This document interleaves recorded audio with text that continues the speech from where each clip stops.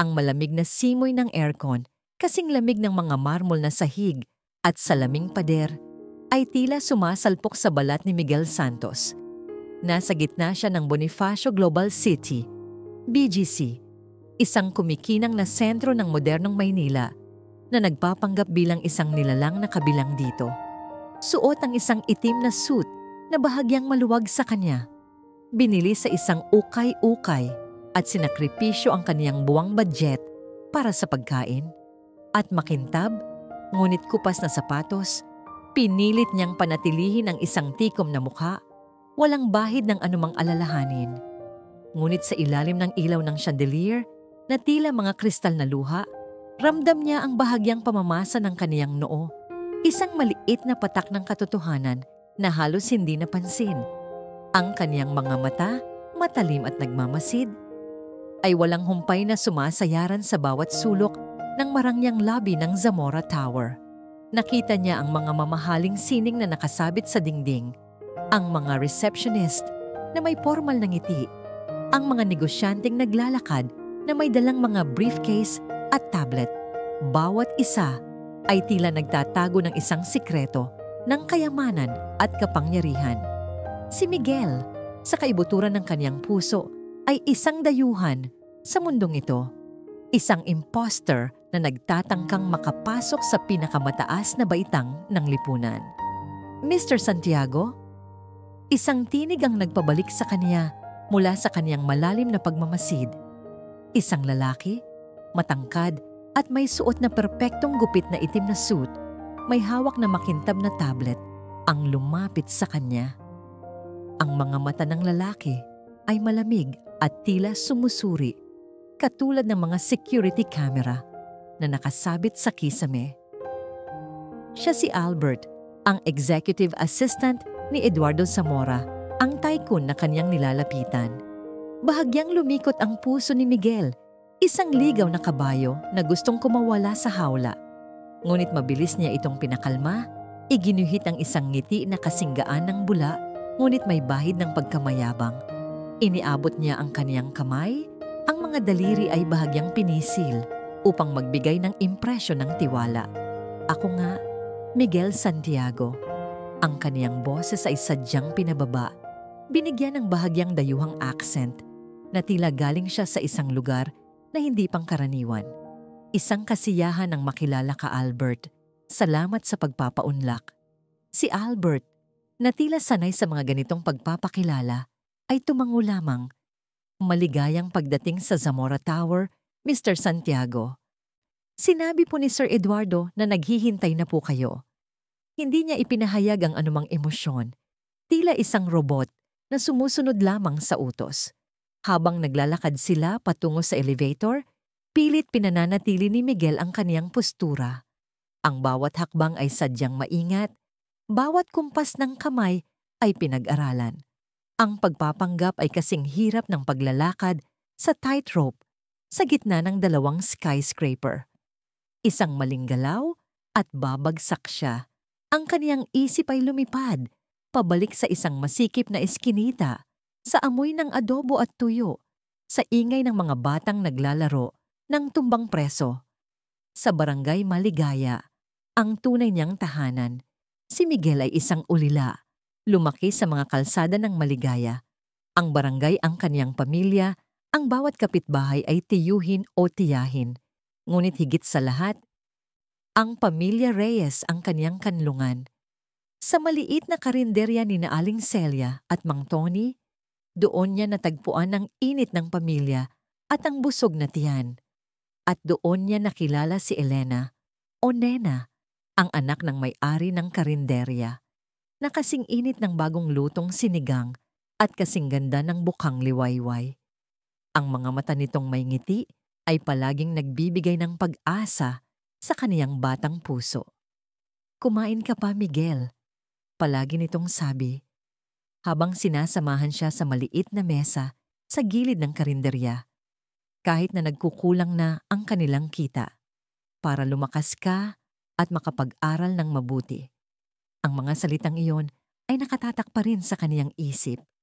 Siya ang ulila na inampon ng barangay. Siya ang batang itinuring nilang anak. magkapatid.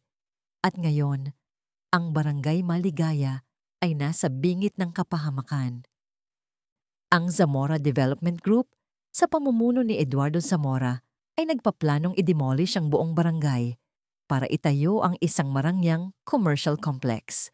Ang mga abiso ng pagpapaalis ay nakadikit na sa bawat poste, sa bawat dingding, tulad ng mga death warranta na nagpapahayag ng nalalapit na wakas. Ang mga mukha ng mga kapitbahay niya ay puno ng takot. Nang kawalan ng pag-asa, wala silang laban. Paano lalaban ang mga maliliit na tao laban sa isang tycoon na kasing lakas ng isang bagyo? Doon sa mga araw na yon, habang naglalakad sa mga lansangan ng Maligaya, nakita ni Miguel ang kaniyang sarili sa mga mukha ng mga bata, sa mga tingin ng mga matatanda. Naramdaman niya ang matinding pangangailangan na gumawa ng isang bagay. Ngunit paano? Saan kukuha ng lakas ang isang hamak na walang tirahan? Pera laban sa pera. Bulong niya sa sarili isang gabi habang nakatitig sa mga kumikinang na ilaw ng BGC mula sa malayo. Kung ang problema ay pera, ang solusyon ay pera rin. At doon nabuo ang isang mapanganib na plano sa kaniyang isip. Ang isang turing na bilyonaryo lamang ang makakatapat sa isang tunay na bilyonaryo. At siya, si Miguel Santos, ay magiging si Mr. Miguel Santiago. Bumalik siya sa kasalukuyan nang bumukas ang elevator sa pinakamataas na palapag. Isang maaliwalas na pasilyo, mga pinto ng salamin, at isang naghihintay na receptionist. "Dito po, Mr. Santiago," sabi ni Albert. Iginagawad ang kaniyang kamay patungo sa isang pinto. Sa loob ng silid-pulungan, umupo si Miguel sa isang malaking mesa na gawa sa mamahaling kahoy. Ang silid ay pinalamutian ng mga sining na abstract na tila sumasalamin sa komplikadong isip ng mga tao sa likod ng malalaking negosyo. Ngunit hindi niya gaanong pinansin ang mga ito. Ang kaniyang focus ay kay Albert na umupo sa tapat niya. "Kaya, Mr. Santiago," sabi ni Albert, ang kaniyang tinig ay walang bahid ng pagka-interes. "Nabanggit ni Sir Eduardo na interesado kayo sa ating mga project." "Hindi lang interesado." Mabilis na sagot ni Miguel, pinananatili ang tiwala sa kaniyang boses. "Ako ay nakikilatis, at ang Zamora Development ay may potensyal na higit pa sa nakikita. Sa palagay ko, may mga opportunity kayo na hindi nyo pa lubos na natutuklasan." Pilit niyang ginamit ang mga terminolohiyang kaniyang pinag-aralan sa internet at sa mga luma-lumang business magazine na kaniyang napulot sa mga basurahan. "Ang aming grupo ay naghahanap ng mga strategic investment catch sa mga emerging market. Ang Pilipinas, lalo na ang Maynila, ay may natatanging landscape ng real estate na may malaking potensyal na growth sa mga darating na taon. Ang inyong grupo, sa kasaysayan nito, ay nagpakita ng kakayahang maging innovative at adaptive." Sinubukan niyang basahin ang mukha ni Albert. Bahagyang kumunot ang noo nito, isang tanda ng pagka-interes. "Anong klaseng opportunity po ang tinutukoy niyo?" "Mga disruptive innovation," sagot ni Miguel, naglakas loob na gumamit ng isang salita na kaniyang narinig sa isang podcast. "Sa real estate, hindi lang presyo ang mahalaga. Ito ay tungkol sa value creation, sa pagpapahalaga sa komunidad, sa sustainability. Naniniwala kami na may mga paraan para magtayo ng mga mega project na hindi kinakailangang magsakripisyo ang mga katutubong komunidad o maging sanhi ng pagkasira ng mga historical landmark." Dito niya isiningit ang isang bahagyang pahiwatig sa kaniyang tunay na layunin nang hindi pa rin nagbibigay ng anumang direktang pahiwatig. Sinubukan niyang tuklasin ang reaksyon ni Albert sa ideya ng pagpapahalaga sa komunidad at sustainability. Kung may reaksyon si Albert, hindi niya ito ipinapakita. Ang kaniyang mukha ay isang blangko na pader. "Intrigado ako, Mr. Santiago," sabi ni Albert. Sa wakas ay naglabas ng kaunting emosyon. "Maaari ko itong ipasa kay Sir Eduardo. Kung ganoon, gusto mo bang mag-schedule ng isang initial meeting sa kanya sa susunod na linggo?" Lihim na napabuntong hininga si Miguel, isang maliit na tagumpay. Iyan ang aking inaasahan, Albert. Salamat. Nag-abot ulit siya ng kamay. Inaasahan ko ang isang produktibong pakikipag-ugnayan. Paglabas ni Miguel sa Zamora Tower, pakiramdam niya ay may milyong toneladang bato ang inalis sa kaniyang balikat.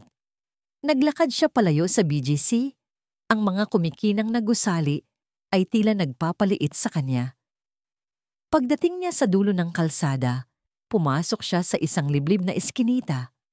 Doon, mabilis niyang hinubad ang kaniyang suit jacket, inilagay sa loob ng kaniyang lumang backpack. Ang kaniyang sapatos ay isinalampak din at inilabas niya ang kaniyang mga lumang tsinelas. Ang pagbabago ay mabilis at walang bahid ng pag-aalinlangan. Mula sa Mr. Santiago na mayabang at mayaman, siya ay bumalik sa pagiging si Miguel Santos, isang simpleng binata na may mga kunot sa noo dahil sa araw at hamon ng buhay. Kinuha niya ang isang jeepney patungo sa Barangay Maligaya. Ang mga mata ay nakatanaw sa mga nagmamadaling tao sa EDSA. Ang ingay ng Maynila, ang usok ng tambutsyo, ang amoy ng basa at lupa. Ito ang kaniyang mundo. Pagdating sa barangay, nilakad niya ang pamilyar na mga eskinita. Ang mga mata ay sumasayaran sa bawat pamilyar na bahay, sa bawat bata na naglalaro sa kalsada. Ang bawat tingin ay may bahid ng kalungkutan. Nakita niya ang mga kapitbahay na nag-uusap sa labas ng kanilang bahay, ang mga mukha ay may bahid ng pangamba. At sa isang poste, malapit sa tindahan ni Aling Nena, nakadikit ang isang bagong abiso ng pagpapaalis, mas malaki, mas formal, at may seal ng Zamora Development. Tila isang nakakapanindig balahibong paalala ng nalalapit na pagwawakas.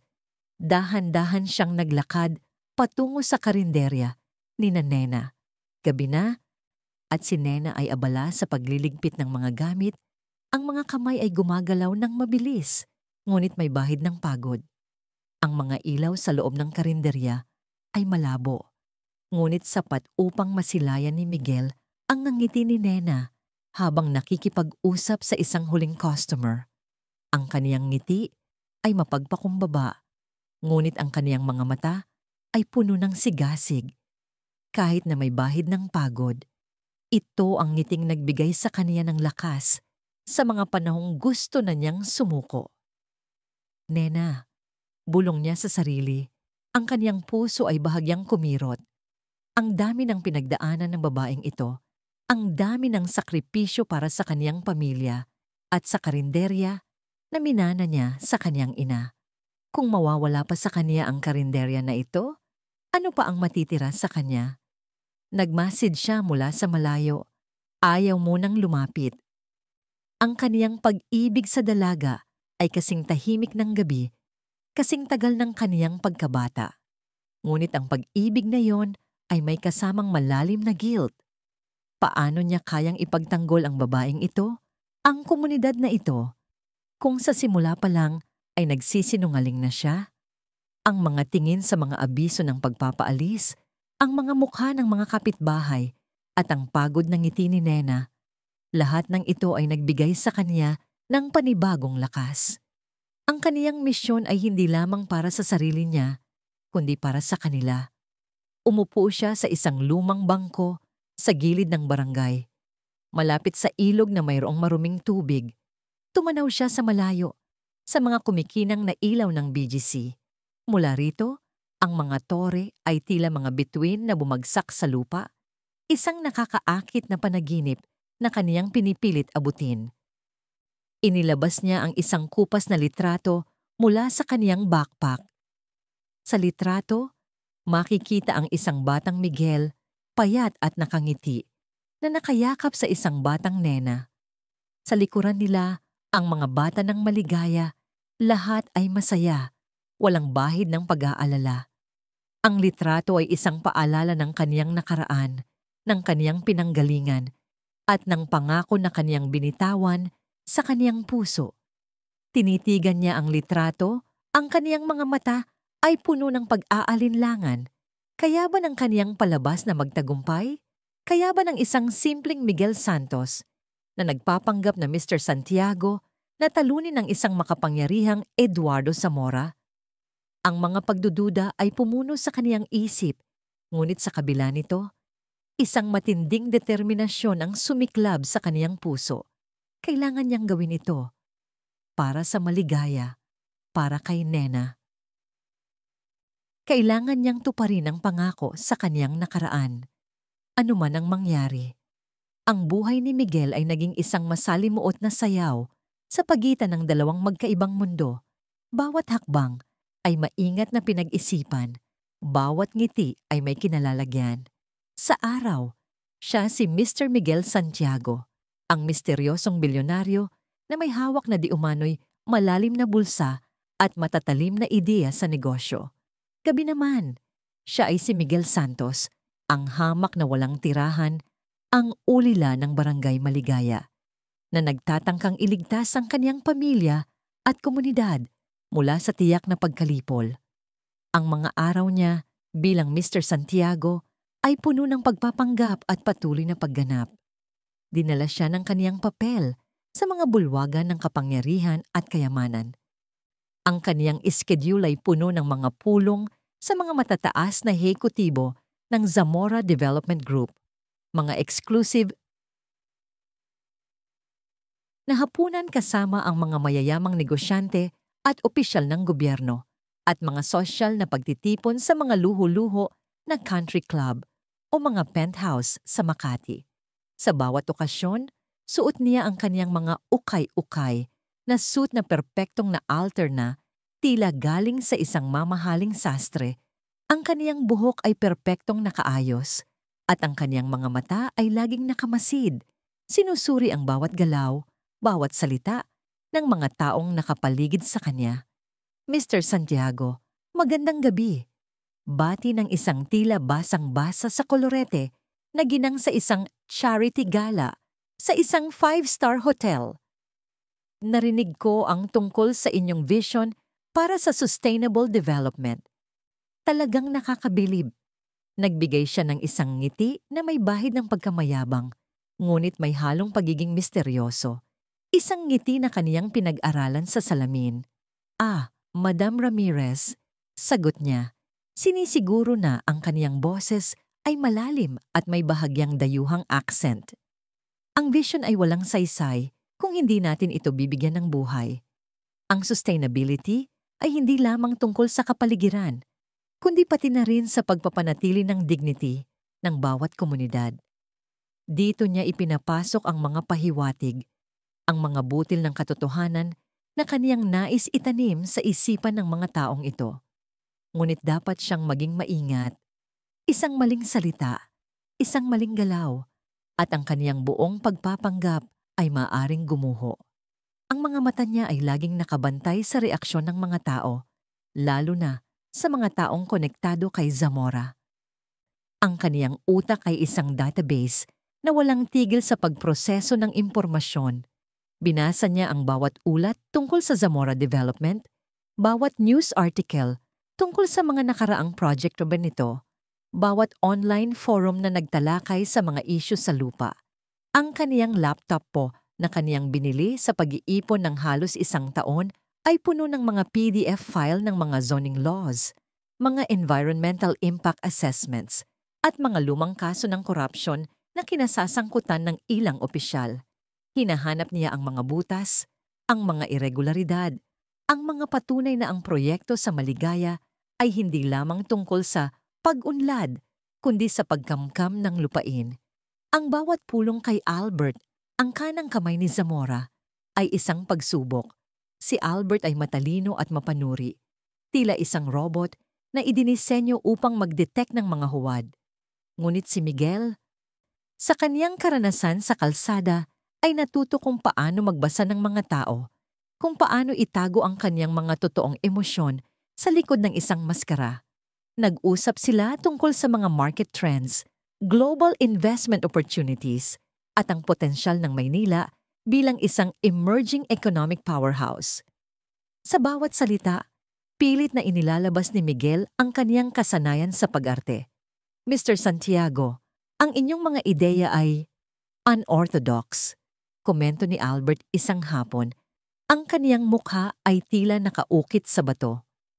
Ang pagpapahalaga sa komunidad at sustainability ay hindi palaging nagbibigay ng mataas na return on investment. Ang return on investment ay hindi lamang nasusukat sa pera, Albert. Mabilis na sagot ni Miguel, naglakas loob na kontrahin siya.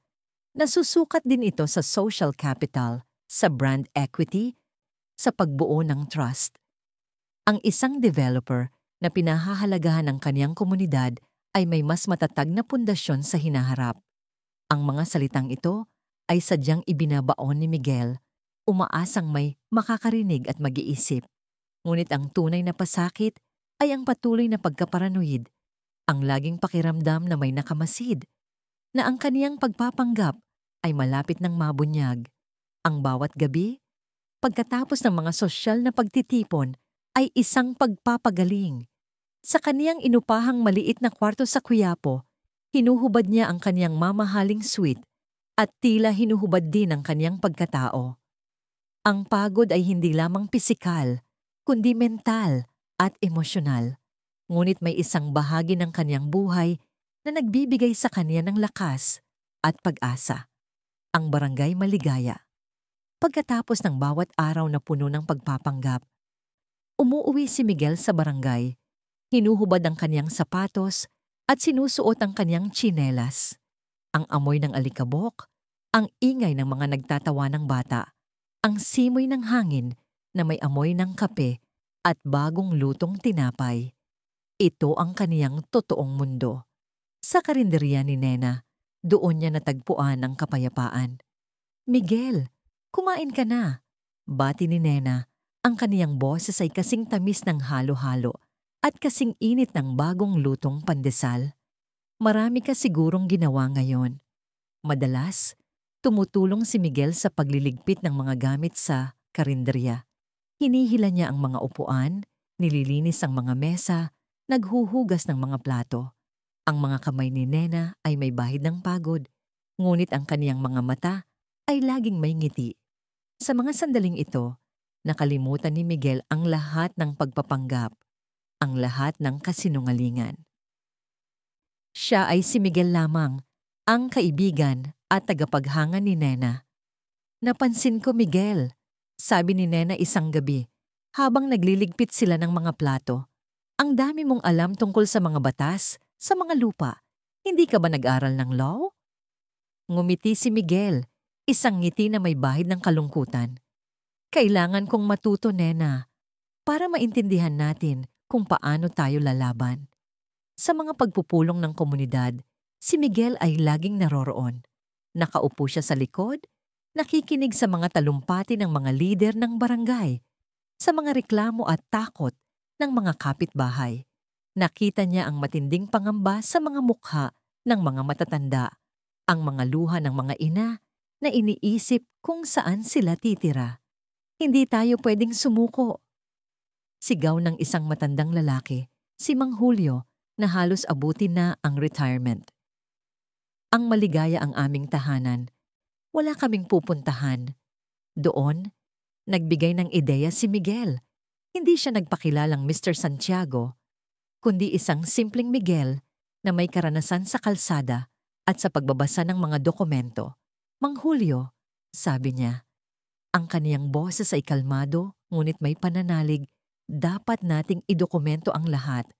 Bawat abiso, bawat pagputol ng kuryente, bawat pagbabanta, at dapat nating hanapin ang mga NGO o mga human rights lawyer na pwedeng tumulong sa atin. Kailangan natin ng leverage. Ang mga ideya ni Miguel ay matatalim, puno ng lohika at pag-asa. Napansin ito ni Nena. Ang talino mo talaga, Miguel, sabi niya isang gabi habang naglalakad sila pauwi. Ang buwan ay bilog at maliwanag at ang mga fireflies ay sumasayaw sa hangin. Kung mayroon lang tayong sapat na lakas, kung mayaman lang tayo, baka matalo natin si Zamora. Ang lakas ng isang komunidad ay hindi nasusukat sa pera, Nena. Sagot ni Miguel. Ang kanyang boses ay may bahid ng sakit.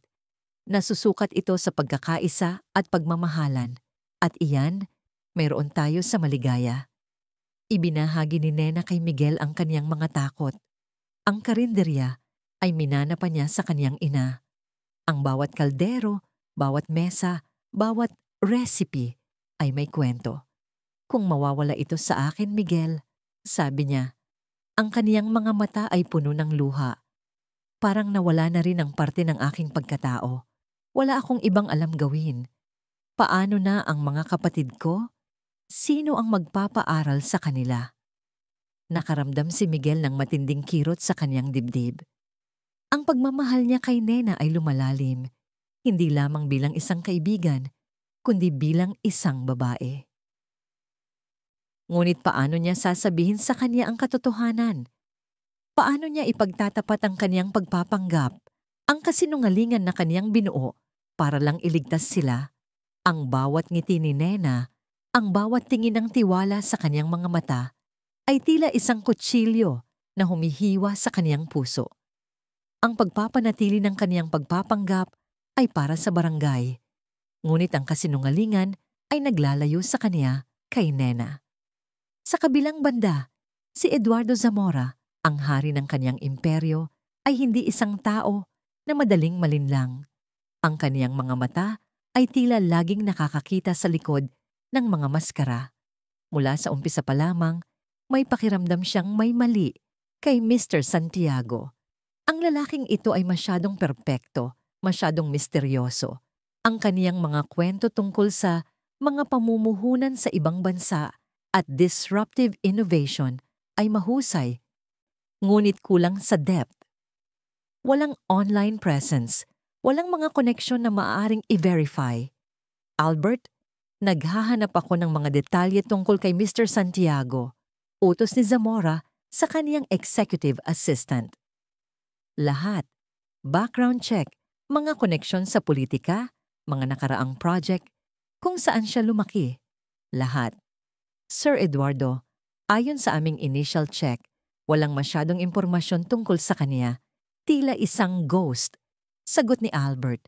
Bahagyang ngumiti si Zamora. Isang ngiti na hindi umabot sa kaniyang mga mata. Isang ghost? Kung ganoon, hindi siya isang ghost. Isa siyang anino na nagtatago at ayaw ko ng anino sa aking bakuran.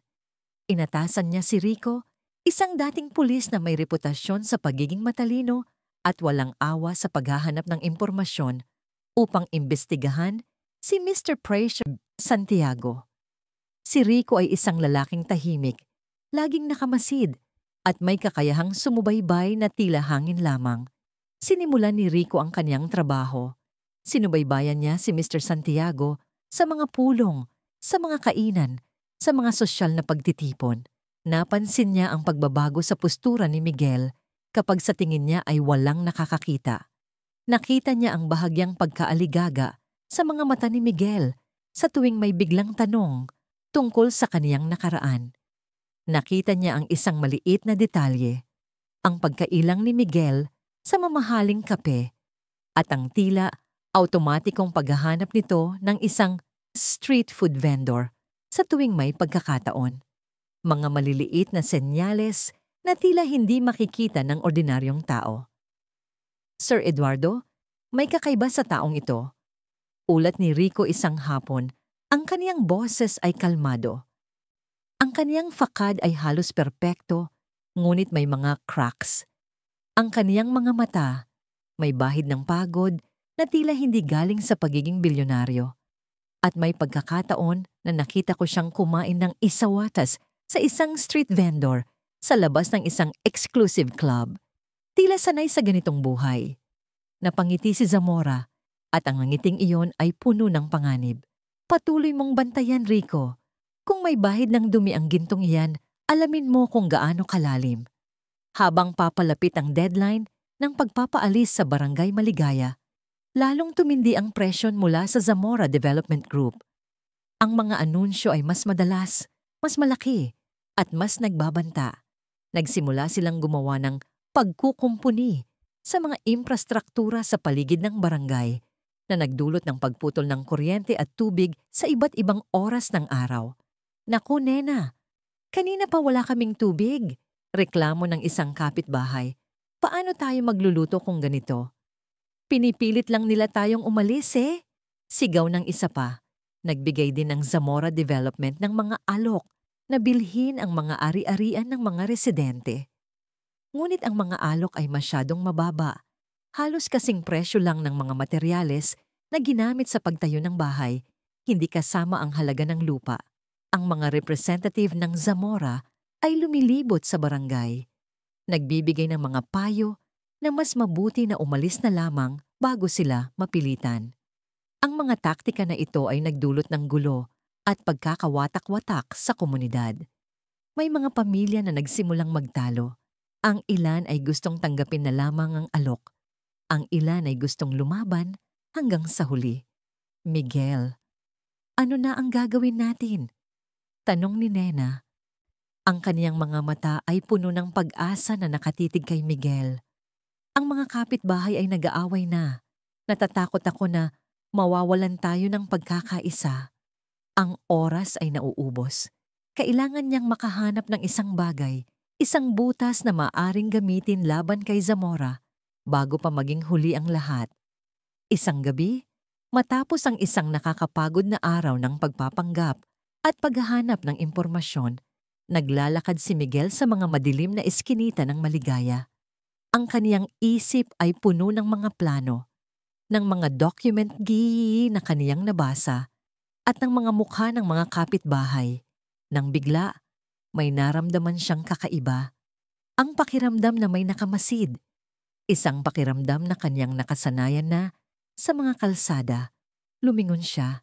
Sa isang dilim na sulok, nakita niya ang isang anino na tila nagtatago sa likod ng isang poste. Isang iglap lamang at tila nawala ito. Ngunit alam ni Miguel, hindi ito guni-guni. Siya ay sinusubaybayan. Pinabilis niya ang kanyang mga hakbang, pumasok sa isang masikip na eskinita. Ramdam niya ang tibok ng kaniyang puso. Alam niyang si Rico ito, ang aso ni Zamora. Nagsimula ang isang laro ng pusa at daga sa mga kalsada ng Maynila. Naglakad si Miguel ng mabilis, lumusot sa isang masikip na alley, dumaan sa likod ng mga tindahan. Narinig niya ang bahagyang kaluskos sa likuran niya, ang isang malalim na paghinga. Lumusot siya sa gitna ng isang wet market. Ang amoy ng isda at gulay ay lumulukob sa kanya.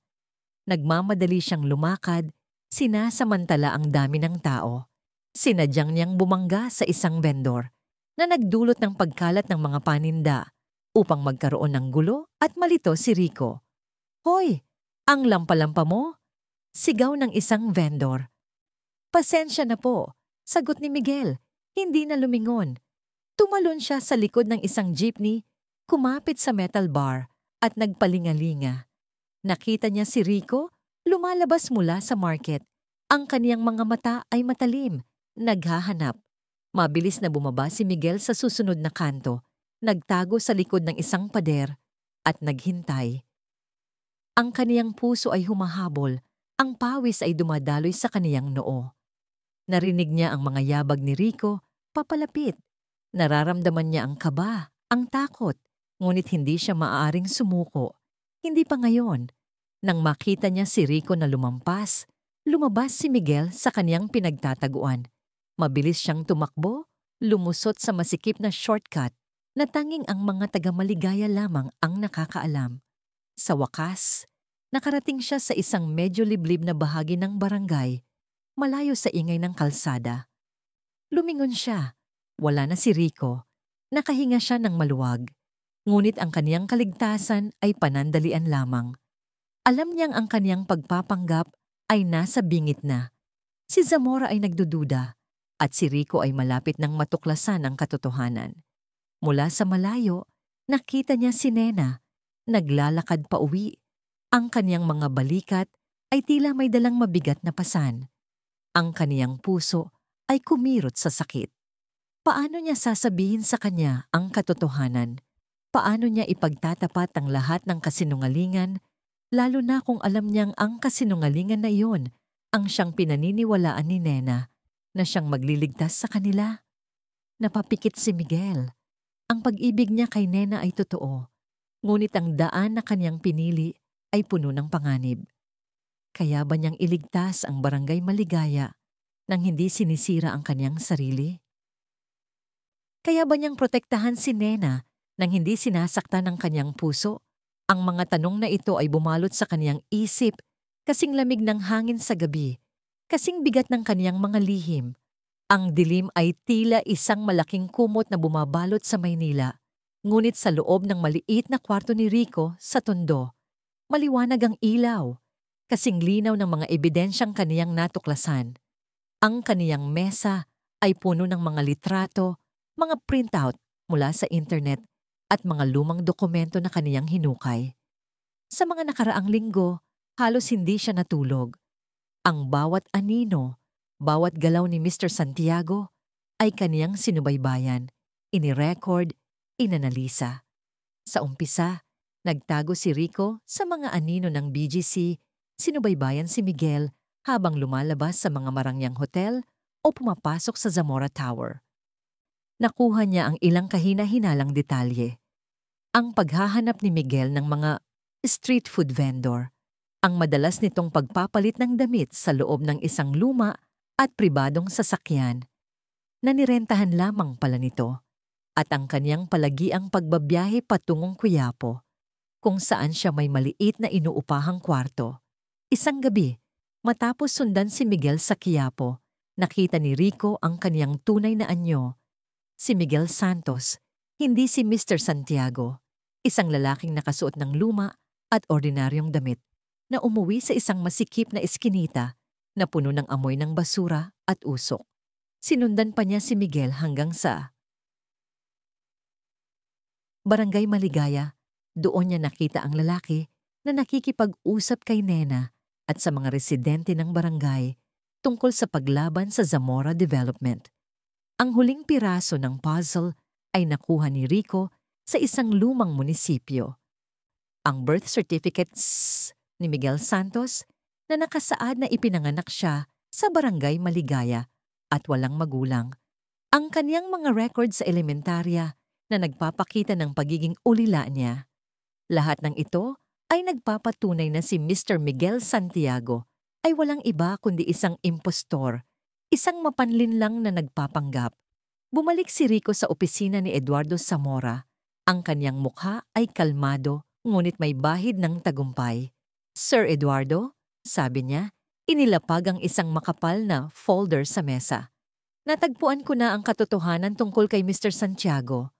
Kinuha ni Zamora ang folder, binuklat ito ng walang bahid ng pagmamadali. Ang kaniyang mga mata ay dumapo sa birth certificate, sa mga litrato ni Miguel na nakasuot ng ordinaryong damit, sa mga screenshot ng mga online article na nagtalakay sa mga issues sa lupa sa Barangay Maligaya, kung saan si Miguel Santos ay palaging naroroon. Isang ngiti ang gumuhit sa kaniyang mga labi, isang ngiti ng pagkakontento at kapangyarihan, kagaya ng inaasahan ko, Rico. Ang kaniyang ginintuang fasade ay gawa lamang sa putik. Isang simpleng walang tirahan na pinulot sa lansangan na nagpapanggap na bilyonaryo, dagdag ni Rico, na tila binabasag ang bawat ilusyon ni Miguel. Lahat ng kaniyang investment pitch, ang kaniyang talk tungkol sa sustainability at community development ay pawang kasinungalingan, sir. Isang malaking palabas upang makalusot at makalapit sa inyo. "At ano sa tingin mo ang kaniyang motibo?" tanong ni Zamora. Ang kaniyang tingin ay matalim. "Ang Barangay Maligaya, sir," sagot ni Rico. "Lumalabas na siya ang kanilang champion, ang kanilang tagapagligtas mula sa inyong proyekto." Napatawa ng marahan si Zamora, isang tunog na tila kalawang na pinto. Isang hamak na pulubi na gustong harapin ng isang leon? Ang galing ng tapang ng batang ito. Ngunit ang tapang na walang lakas ay kamatayan. Inilatag niya ang mga ebidensya sa mesa. "Gagamitin natin ito. Sa susunod na gala ng Zamora Development, ibubunyag natin ang tunay na kulay ng Mr. Santiago na ito. Ipapahiya natin siya sa harap ng buong lipunan. Hahayaan natin na siya mismo ang maging simbolo ng kahinaan at kahibangan." Sa kabilang dako, si Miguel Santos ay nasa bingit din ng kaniyang sariling tagumpay. Sa mga nakaraang linggo, ginamit niya ang kaniyang posisyon bilang Mr. Santiago upang makakuha ng impormasyon. Sa mga pulong sa Zamora Tower, sinasadya niyang maiwan ang kaniyang tablet sa mga opisina na naglalaman ng isang small hidden device na kayang mag-record ng mga usapan. Naglagay din siya ng USB sa isang nakakawawa na staff ng IT ng Zamora Development na nahuli niya sa gambling debt na di umano'y para sa seguridad ng kaniyang pribadong impormasyon. Ngunit sa katunayan ay isang spyware na kayang kumuha ng mga file mula sa kanilang server. Hindi naging madali. Ilang beses siyang halos mahuli. Ngunit ang kaniyang galing sa kalsada, ang kaniyang likas na kakayahang mag-isip ng mabilis, ang nagligtas sa kaniya. Isang gabi, habang nag-iisa sa kaniyang inuupahang kwarto sa Quiapo, nakita niya ang lahat ng ebidensya. Mga iskan ng mga peke at backdated na kontrata ng pagbili ng lupa mula sa mga residente na hindi pa pumapayag umalis. Mga email at text message sa pagitan ng mga ehekutibo ng Zamora Development at mga opisyal ng gobyerno na nagpapakita ng malinaw na corruption at bribery. Mga audio recording ng mga pagbabanta sa mga residente at mga pahayag na dapat silang takutin hanggang umalis. Ang pinakanakakagulat ay ang memo na natagpuan niya na nagdedetalye ng Operation Disperse, isang plano upang sirain ang mga serbisyo sa Maligaya at gawing impyerno ang buhay ng mga residente upang mapilitan silang umalis. Nakita niya ang listahan ng mga opisyal na tumanggap ng suhol, ang mga abogado na gumawa ng mga pekeng dokumento, at ang mga goons na inuupahan upang takutin ang mga tao. Umapaw ang galit sa kaniyang dibdib, ngunit kasama nito ang matinding determinasyon. Mayroon na siyang armas, isang sandata na mas matalas pa sa pera. Ang katotohanan. Ilang araw bago ang grandeng gala ng Zamora Development, nagpadala si Zamora ng isang personal na imbitasyon kay Mr. Miguel Santiago. Isang ironikong kilos, isang paanyaya sa bitag. Alam ni Miguel na ito ang laban ng kaniyang buhay. Huling pagganap.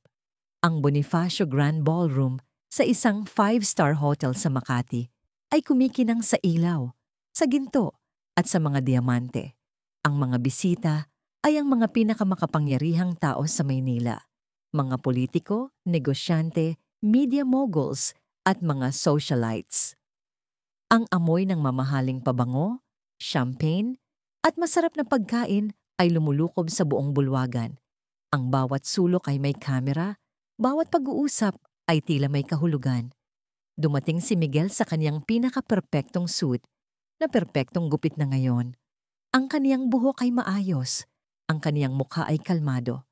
Ngunit sa loob, ang kaniyang puso ay humahabol, parang tambol na umaalingaw-ngaw sa bawat sulok ng kaniyang dibdib.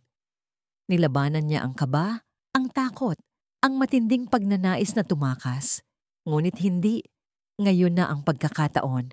Ito ang huling pagganap ng Mr. Santiago. Ngumiti siya, kumaway sa mga taong kaniyang nakilala sa mga nagdaang linggo. Ang bawat ngiti, bawat pagkamay ay isang kasinungalingan, isang huling pagtatangka na panatilihin ang kaniyang pagpapanggap. Nakita niya si Albert na tila may lihim ng ngiti sa kaniyang mga labi.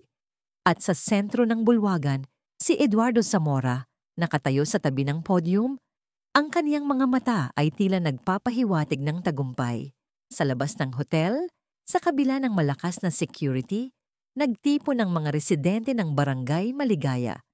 Sa tulong ng isang local NGO na napagaling ni Miguel bilang Mr. Santiago, nakakuha sila ng permit para sa isang mapayapang protesta. Bitbit nila ang mga placard na may nakasulat na Save Maligaya. Karapatan sa lupa, hindi komersyal. Stop Zamora Demolition. Si Nena ay naroroon din. Ang kaniyang mukha ay puno ng pag-aalala. Ang kaniyang mga kamay ay mahigpit na nakakapit sa placard. Sa mga nakaraang linggo, Narinig niya ang mga balita tungkol kay Mr. Santiago, ang misteryosong bilyonaryo na tila nagbibigay ng pag-asa. Hindi niya maintindihan kung bakit parang pamilyar ang mukha nito sa mga news article. Hindi niya maintindihan kung bakit sa bawat ngiti nito sa TV may bahid ng kalungkutan sa kaniyang puso. Alam niyang totoo ang pag-asa, ngunit may bahagi sa kaniya na nagsasabing, sana si Miguel na lang. Nang magsimula ang programa sa loob ng ballroom, umakyat si Eduardo Zamora sa podium. Ang kaniyang boses ay malakas, puno ng kumpiyansa. Magandang gabi sa inyong lahat, mga kagalang-galang na bisita, mga kaibigan, mga partners. Sigawan at palakpakan. Ngayong gabi, ipinagmamalaki kong i-anunsyo ang aming pinakabago at pinakamalaking proyekto, ang New Manila Lifestyle Hub, sa dating lokasyon ng Barangay Maligaya. Ang mga kamera ay kumikislap, ang mga reporter ay nagmamadaling kumuha ng litrato.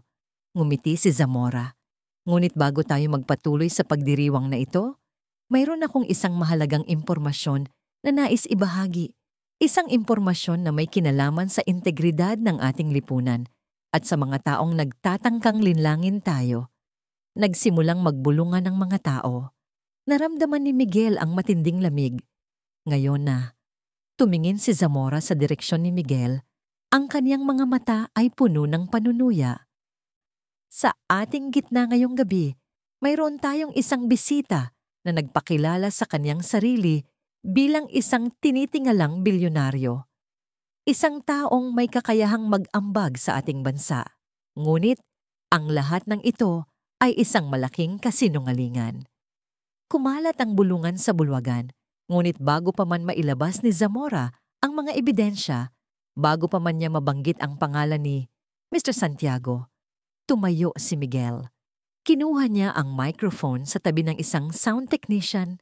Ang kaniyang mga kamay ay bahagyang nanginginig, ngunit ang kaniyang tinig ay matatag. Tama po si Mr. Zamora, sabi ni Miguel. Ang kaniyang boses ay umalingaw-ngaw sa buong bulwagan. Tinakpan ng bulungan. Ang lahat ng pinaniwalaan niyo tungkol sa akin ay isang kasinungalingan. Nagulat ang lahat. Maging si Zamora ay natigilan. Ang kaniyang mga mata ay nanlaki. Ako po si Miguel Santos, patuloy ni Miguel. Ang kaniyang boses ay lumalakas, puno ng paninindigan. Hindi po ako si Mr. Miguel Santiago. Hindi po ako isang bilyonaryo o isang mayamang investor mula sa ibang bansa. Tinitigan niya ang mga mata ni Zamora. Ako po ay isang hamak na walang tirahan, isang ulila na lumaki sa mga kalsada ng Barangay Maligaya. Nagulantang ang buong bulwagan. Ang mga reporter ay nagmamadaling i-on ang kanilang mga kamera. Ang mga socialites ay nagbubulungan sa pagka-shock. Nagpanggap po ako, sabi ni Miguel, hindi iniiwas ang tingin sa mga nakamasid. Nagsinungaling ako, ngunit hindi ko po ito ginawa para sa aking sarili o para sa pera. Ginawa ko po ito dahil ang Barangay Maligaya, ang aking tahanan, ang pinagmulan ng aking pagkatao, ay nasa bingit ng pagkawala.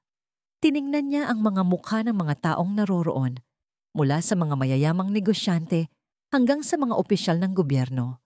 Ginawa ko po ito dahil naniniwala ako na ang tanging paraan para harapin ang kapangyarihan ng pera ay sa pamamagitan din ng paggamit ng kapangyarihan.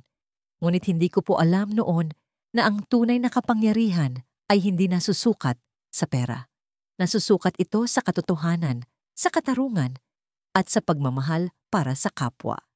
Mayroong humahagulhol na babae sa isang sulok. Mayroong humahanga sa kaniyang katapangan. Ngunit higit sa lahat, ang katahimikan ay bumalot sa bulwagan. At ngayon, Mr. Zamora, sabi ni Miguel, kinuha ang isang USB drive mula sa kaniyang bulsa. Narito po ang katotohanan na hindi niyo gustong malaman. Isinaksak niya ang USB sa isang laptop na nakakonekta sa projector.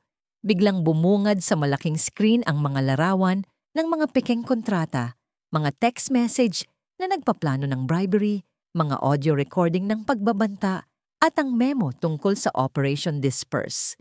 Ang bawat dokumento ay may petsa, pangalan at signature, malinaw, detalyado at hindi maitatanggi. Ang mga dokumentong ito ay nagpapakita ng malinaw na korupsyon. Sabi ni Miguel, ang kaniyang boses ay matatag at puno ng galit, ng pandaraya at ng pananakot sa mga inosenteng residente ng Barangay Maligaya. Ang Zamora Development Group ay hindi lamang nagpaplano ng pag-unlad, kundi ng pagwasak ng buhay, ng pagpapalit ng pag-asa sa kawalan ng pag-asa. Itinuro niya ang screen. Tingnan niyo po ang mga pangalan, ang mga opisyal na tumanggap ng suhol, ang mga abogado na gumawa ng mga pekeng kontrata, ang mga taong nasa likod ng pagputol ng kuryente at tubig. Lahat po ng ito ay malinaw na ebidensya ng paglabag sa batas at sa karapatang pantao. Nagsimulang magkagulo sa bulwagan. Ang mga reporter ay nagmamadaling magtanong. Ang mga politiko ay nagsimulang magbulungan. Ang mga negosyante ay naglabas ng kanilang mga telepono upang kunan ng larawan ang mga ebidensya. Si Zamora, na kanina ay puno ng kumpiyansa, ay ngayon ay nanlumo. Ang kaniyang mukha ay maputla. Sinubukan niyang magsalita, ngunit walang lumabas na tinig.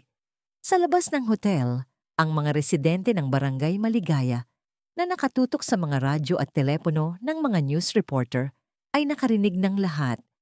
Ang pagka-shock, ang galit, at ang pag-asa ay bumalot sa kanila. Si Miguel yan. Sigaw ni Mang Julio. Ang kaniyang mga mata ay puno ng luha. Si Miguel ang ating tagapagligtas. Nagsimulang magpalakpakan ng mga tao. Sinundan ng mga sigaw ng bayanihan! Bayanihan! Ang mapayapang protesta ay naging isang selebrasyon ng pag-asa at pagkakaisa. Si Nena, na naroon sa harap ng crowd, ay tila nabato. Ang kaniyang puso ay bumigat nang marinig ang confession ni Miguel. Pinagmasdan niya ang mga litrato ni Miguel, ang Mr. Santiago, na inakala niyang nagbibigay ng pag-asa. Ngunit nang marinig niya ang buong kwento, ang lahat ng kasinungalingan at ang katotohanan sa likod nito, unti-unting napawi ang sakit sa kaniyang dibdib. Napalitan ito ng matinding paghanga at pagmamalaki. Si Miguel. Bulong niya sa sarili, ang kaniyang mga mata ay puno ng luha. Si Miguel. Ang ating Miguel. Hindi ito si Mr. Santiago, ang bilyonaryo. Ito ay si Miguel Santos, ang ulila na lumaki sa Maligaya, ang kaniyang kaibigan, ang lalaking kaniyang minamahal. At mas lalo niya itong minahal ngayon dahil sa kaniyang katapangan at katapatan. Si Eduardo Zamora ay agad na hinarap ng media. Ang kaniyang reputasyon ay gumuho sa isang iglap. Ang mga tawag para sa investigasyon ay lumakas at ang mga ahensya ng gobyerno ay nagsimulang kumilos. Ang proyekto ng Zamora Development sa Maligaya ay agad na sinuspinde. Kinabukasan, ang mukha ni Miguel Santos ay nasa harap ng bawat pahayagan. Ang kaniyang kwento ay naging isang national sensation. Ang pulubi na nagpanggap na bilyonaryo para sa komunidad, ang katotohanan sa likod ng maskara, ang bayani ng Maligaya. Si Miguel ay kinailangan humarap sa mga kaso ng falsification of identity at impersonation. Ngunit sa tulong ng mga pro bono lawyers na lumitaw mula sa mga NGO na natulungan niya at sa matinding suporta ng publiko at ng komunidad ng Maligaya, ang kaniyang kaso ay naging maluwag. Ang kaniyang motibo, ang kaniyang walang bahid na hangarin na iligtas, ang kaniyang komunidad ay kinilala. Siya ay binigyan ng mababang parusa, ilang buwan ng community service, at isang matinding multa na hindi niya kayang bayaran. Ngunit ang komunidad ng Maligaya at ang mga NGO ay nagtipon upang tulungan siya. Hindi naging bilyonaryo si Miguel, hindi siya yumaman. Ngunit mas mahalaga, natagpuan niya ang kaniyang tunay na halaga, ang respeto ng sarili, ang tiwala ng komunidad, at ang pagmamahal ni Nena. Ilang buwan nang lumipas, ang amoy ng adobo, sinigang, at piniritong isda ay muling bumabalot sa Barangay Maligaya.